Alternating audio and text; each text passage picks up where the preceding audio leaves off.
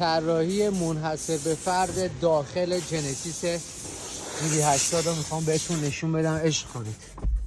جنسیس دو مدل GV80 معرفی کرد، یکی کوپه یکی شاسی بلند.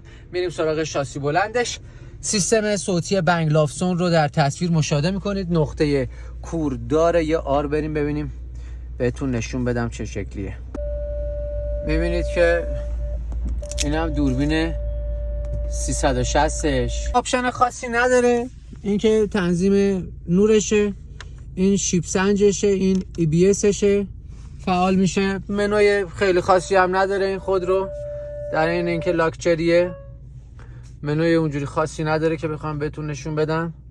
از چیزایی که میتونم بهتون بگم که آپشنایی که داره، هداب دیسپلی داره، کروز کنترلر داره، رانندگی بین خطوط داره، نقطه کور. همین، چیز زیاد خاصی نداره برای طراحی منحصر به فرد و بی‌نظیر. خاموش شدنش هم که نگم براتون.